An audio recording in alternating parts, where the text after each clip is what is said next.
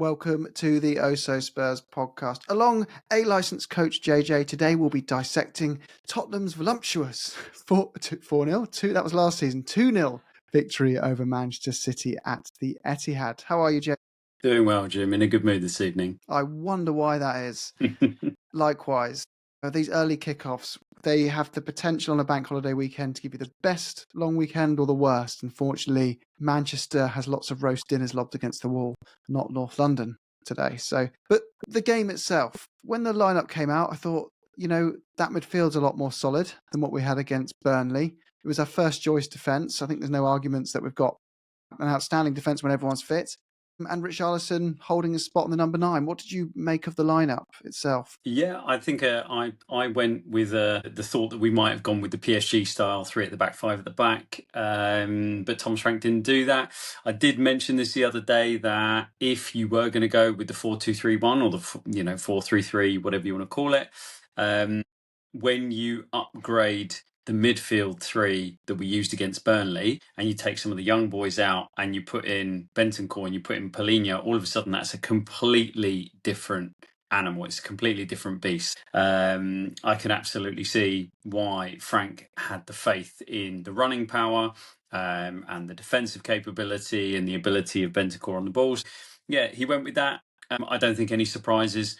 In terms of once if you said to people, he's going to play a 4-2-1-3 or whatever, tell me who the lineup are going to be, I think we'd have all gone for exactly who ended up out there. We might have had a few people arguing over whether Brennan Johnson deserves to be out on the pitch, but I can't believe those people still exist. Yeah, it was no major surprises. Interesting to see him go with 4 at the back and not 5, but speaks to his ability as a manager, as a coach, to put different systems out there and get the outcomes he wants to get and get the performances he wants to get. We managed to match up really, really well against City's 4-3-3, and then, kind of throwing their inverted fullbacks up and all that kind of stuff. So, yeah, brilliant. Really, really impressed. And something which you highlighted when we were looking at João Paulinha, I think was in abundance once again this game. There were a lot of kind of armchair coaches saying, he can't pass. Why would you sign him? We need someone who can pass. But as you said, he gives a platform for other players to play their best game. I thought we saw that in abundance today, from Pedro Porro to the centre-backs to Bentancur once again. What did you make of Paulinha? Yeah, he had a great game. He had a really, really solid game. And you can see that he's growing, and he's not there yet. He's still probably got quite a lot still to give. So that's really exciting for us. He definitely, I was watching it with a good friend of mine, and there were moments that you could absolutely miss a lot of the work that Paulinha does. It could just completely fly under the radar. And it's because he's not, doing the stuff off the highlight reel. He's not throwing himself into those slide tackles from, 3 meters away and smashing people out over the sidelines and stuff. He's interfering, he's blocking passing lanes, he's getting into positions that wherever City want to go and they wanted to move quickly, Paulinha was moving across in a defensive line to make that as difficult as possible, to make you go round it, to make you take longer, to make you make a different decision. All of that stuff, some of it is just positioning and it changes what the opposition have to do in possession of the football. And then other stuff is the stuff that people, know about and like to see, which is he's constantly getting a toe in, a foot in, a piece of the ball, or he's winning it really cleanly. So there was loads of occasions where he's just interfering and making it bitty, and City can't get their rhythm, they can't get their passing. They certainly didn't look like, they're going to get better and they're going to get smoother, but he was in there all the time and just making it really, really difficult for them to really get up to a head of speed. And as you said, he then gives a platform. He then gives this opportunity for people to feel confident, for Lolo to be getting on the ball, and he looked really silky today, for Sarr to just use his constant energy, and then also for us to feel comfortable banging that ball forward, banging it through the lines, knowing that there's going to be someone there if we do take a chance. With him, something you've suggested looking out for with certain players, is what I focused on that game. I thought Paulinha knows when to step in and make challenges. He knows when to step up and not leave us exposed, which is a skill. It's night and day from when we had that more inexperienced midfield that at times were getting caught out. They were eager to do what they needed to do, but they fall into the traps of the opposition who want to suck you out when you're an inexperienced player and create those spaces. But Paulinha just so mature and composed. He was absolutely outstanding. And another midfielder you mentioned there was Sarr. Once again, what is he? And I asked that because he often, when you listen to commentators, they go, "Oh, he runs for days," but he's so much more than a big runner. I think that doesn't quite do him justice. His game as a whole seems to be becoming more and more rounded and better in more areas, but I can't quite put my finger on what kind of midfielder he is. Is a box-to-box midfielder. What he really does, I think I mentioned this with you the other day, Jim, is he is brilliant in the high press. So what we did really, really well today, and particularly managed to maintain it for pretty much the whole game, is we kept our intensity up. And whenever we had the opportunity to press high up on Man City, we did it, and we were really, really brave. And Sarr is the one that sets it off. He's the Dele Alli to, people that think back to Pochettino times. He sets it. He goes and everybody reacts off him because he's got that energy and he's got that physicality to get in there.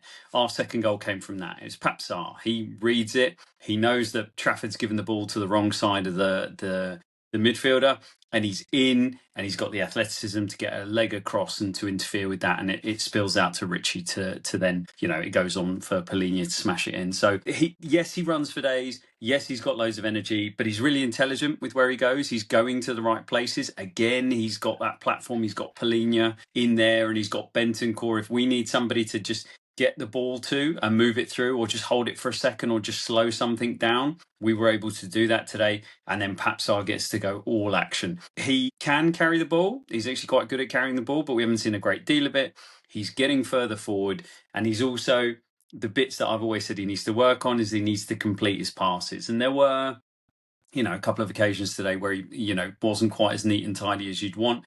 But he's a 6/8. He's playing in, at the point of the triangle of a midfield three, and he's been given license to get around and particularly high up the pitch. Go as high up as you like. Don't worry about what's going on behind you. We will deal with that. But you get off. You set off this press, and then we'll all take our notes from you. And another player who created a lot but isn't a midfielder, who seems to be going, another one who just has been improving, not just this season, but I felt deserved a lot of credit last season, despite being run to the ground a lot of the time, just from no rotation option at that time.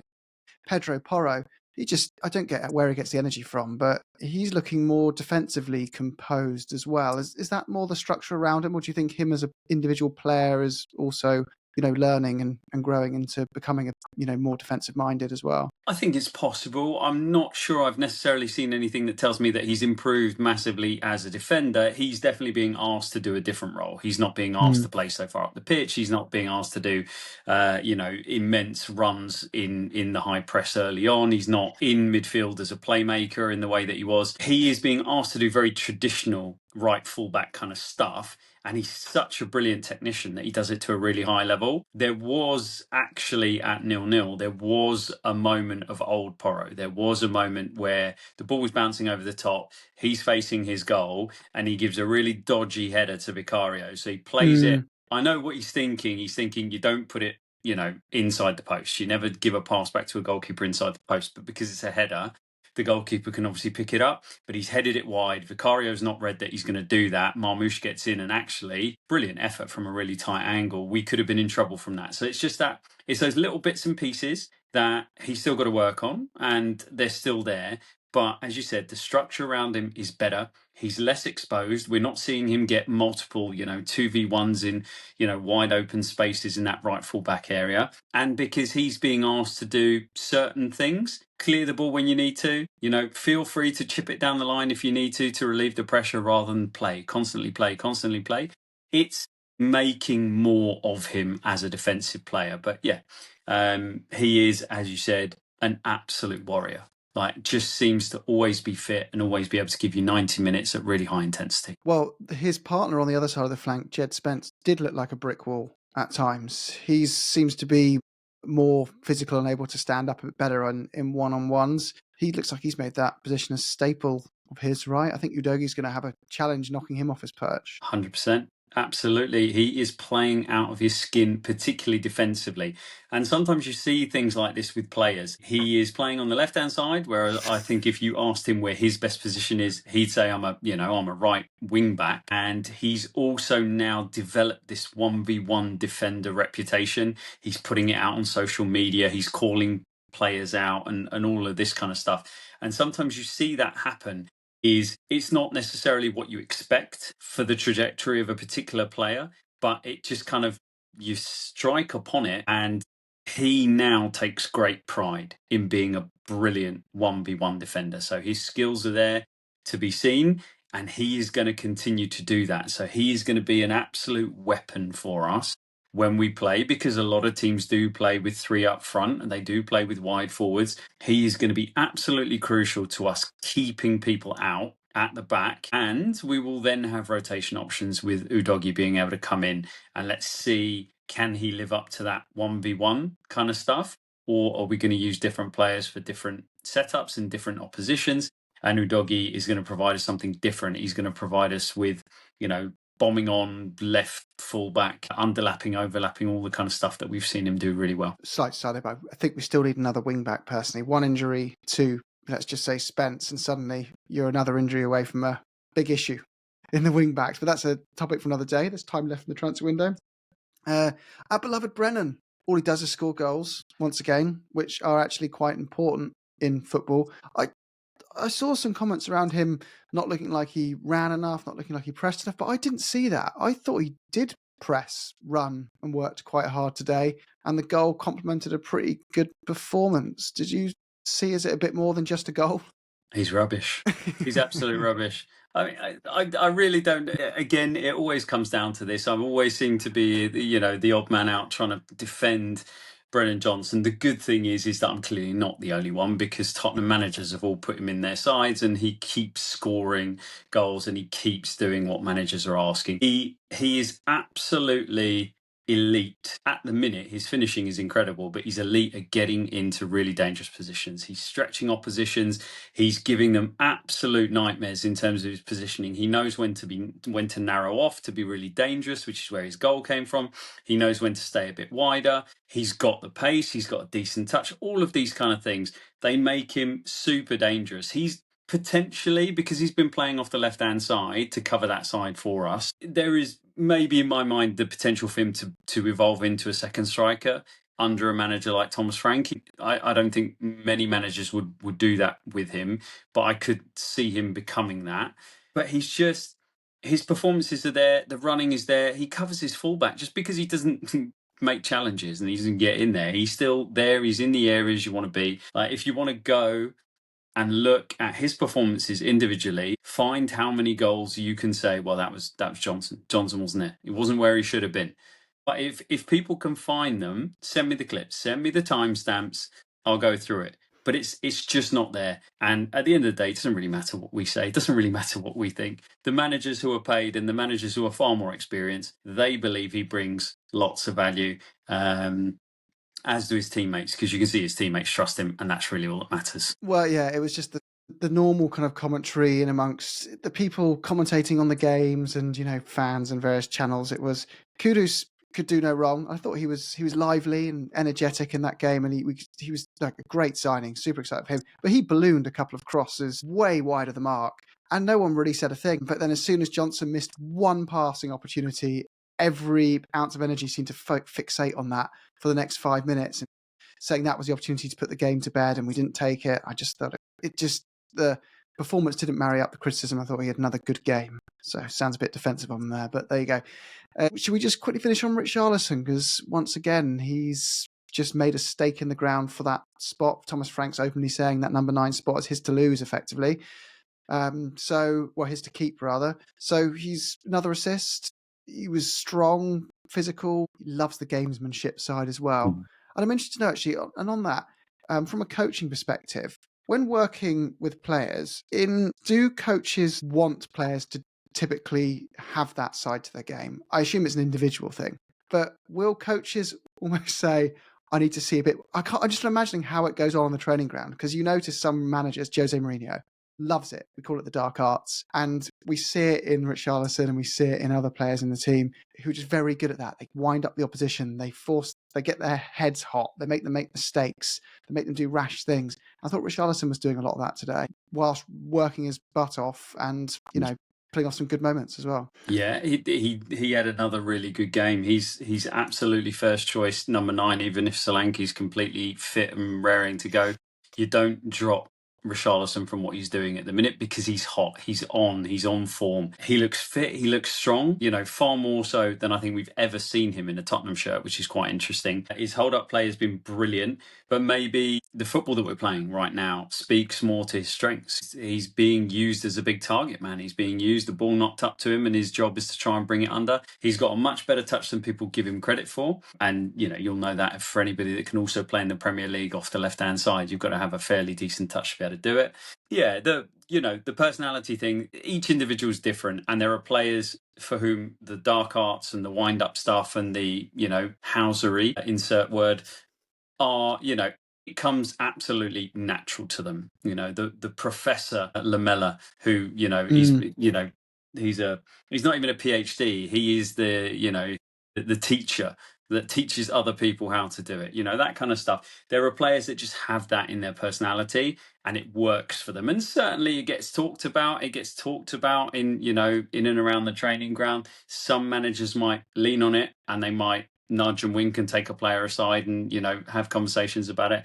But he's got it, and he's deploying it the way you want it, which is just on the right side of the line, just on the just enough getting into the opposition, but without getting yourself into silly situations and taking it too far. And he's got quite an innocent way about him, which is interesting because he does all of the stuff, all of the gamesmanship, all that kind of stuff, but he's got this kind of really nice air and vibe to him. So he's not like, if Romero tried to do the same thing, we'd be seeing red cards all over the place. But somehow Richarlison just stays on the right side of the line. So long may it continue. Long may his performances be this good. He gets himself an assist rather than a goal today.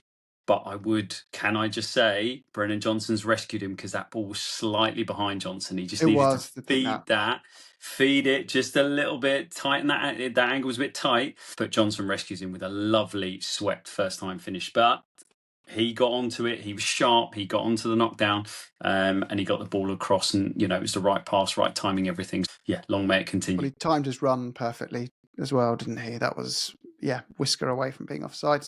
And it's just to finish on mentioning 2 things. One of them is a bit of Romero defense. The other is we've got 2 premium tickets we're giving away, and I'll explain what for in a second. But Romero, thought the commentators once again were, that's so typical Romero.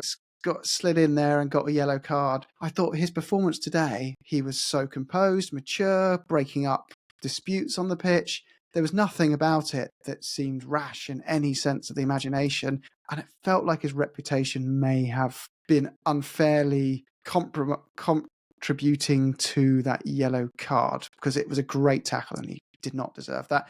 And actually, when you look at the number of red cards he gets, it's far less than people make out.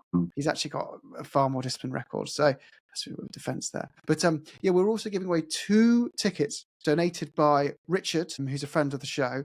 They're in the premium section at Spurs. I won't say more because I think the seats are amazing, but I want whoever gets them to get that moment when they see where they are. To enter, all the YouTube paying members are automatically entered into the draw for them. And if you're not a YouTube paying member and that's not your thing, that's absolutely fine.